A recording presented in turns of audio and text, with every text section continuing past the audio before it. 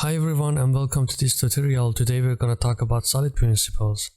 These are the principles that you may heard of it if you're familiar with object-oriented programming, or in an interview they ask you about them. We will see what exactly solid principles are and how they help us to improve our code quality. But before that, let me give you a brief introduction. Many years ago, when developers started using OOP languages to building their app, they felt quite good because they were writing less code. But the problem was that the more software became complex and bigger, the more effort they needed to put their projects. So adding small feature required too much modification in the code. So a great guy, Robert Simar's team, developed 5 principles that we can have less complex, maintainable, and also flexible applications.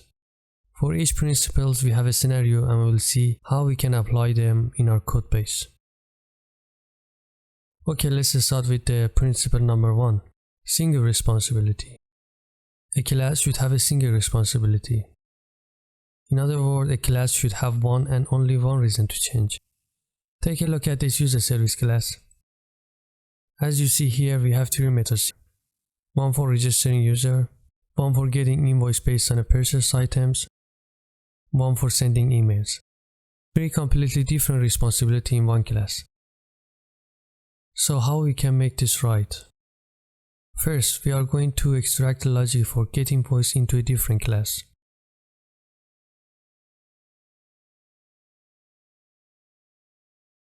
As you see here, I extract the logic for get invoice into this class, invoice service. Implementation detail is the same as we had in the user service class. We do the same action for the email service.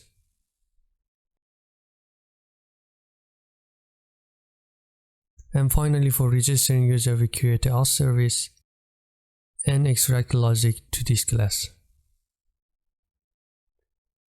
Now each class have a related responsibility. Okay, let's jump into the second principle. Principle number 2, open close. Classes should be open for extension but closed for modification. Let me show you an example. I had this class in one of my projects. As you see, there is a notify method for sending notification to users by email. But after some while, this angry customer came to me and asked for SMS notification as soon as possible. Since I was too proud that I'm using OOP, I said it's just a piece of cake. So I immediately opened the notification service class and added extra parameter to the notify method. And here I check whether the type is the email notification, then I send an email. And here I check whether the type is SMS, then I send the SMS. But again, after some while, this angry customer came to me and asked for push notification. Probably you think I opened the notification service again and added extra else if statement here. But this approach is completely wrong because classes should be closed for modification. With this approach, every time new type of notification added to our system, we have to open this class and add some else if statement here.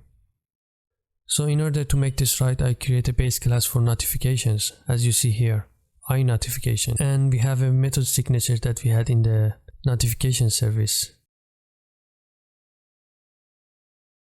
Then SMS notification is going to implement this interface, and the logic from the notification service comes to this class. And exactly we do the same action for the email notification.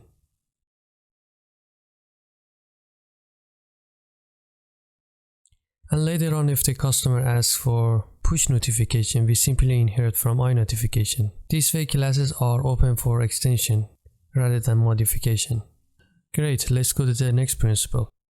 Principle number 3, Liskov Substitution. Any subclass object should be substituted for the superclass object from which it's derived. Shakespeare. I was kidding. Actually, this sentence is hard to understand. But let me give you an example. Here we have a bird class with the method fly. Eagle is going to inherit from the bird, since eagle is a type of bird. Ostrich also inherit from the bird.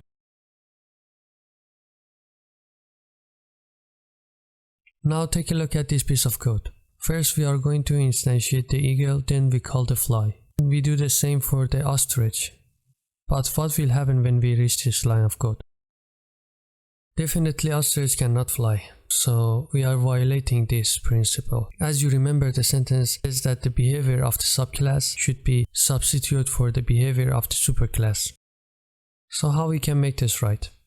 First we are going to create a class for flying birds, which inherit from the bird, and we move out the fly method to here. Then eagle is going to inherit from the flying birds.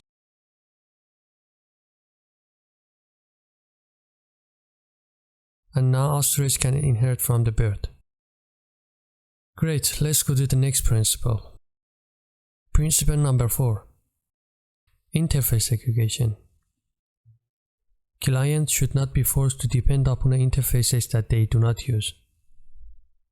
This happens when we have a very big interface with a lot of functionality, and subclasses should implement some of the functionality that they do not use.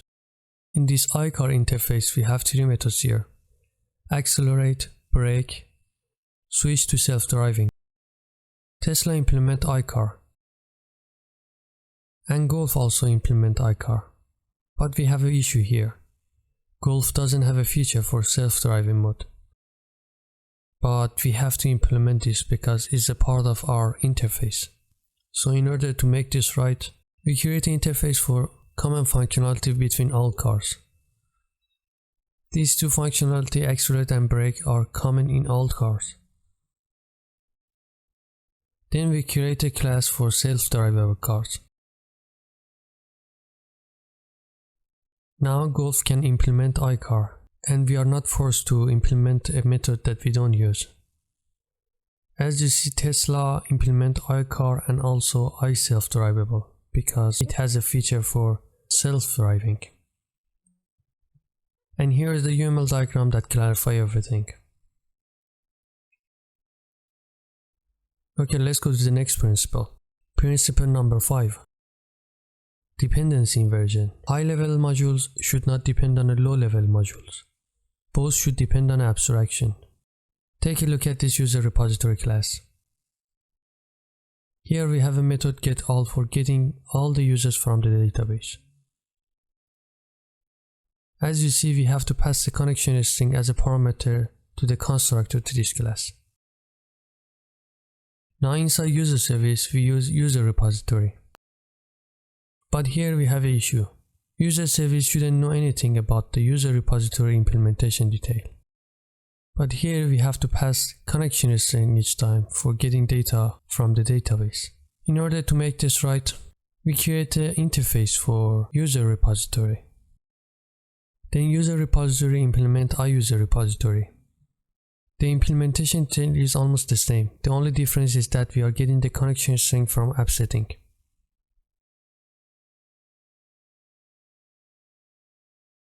Now inside user repository, instead of using user repository, we use iUser repository, and we use dependency injection framework for injecting dependency that we want to this class.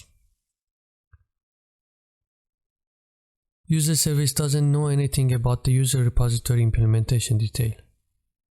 All it knows that there is a contract or an interface that it can get the data from it.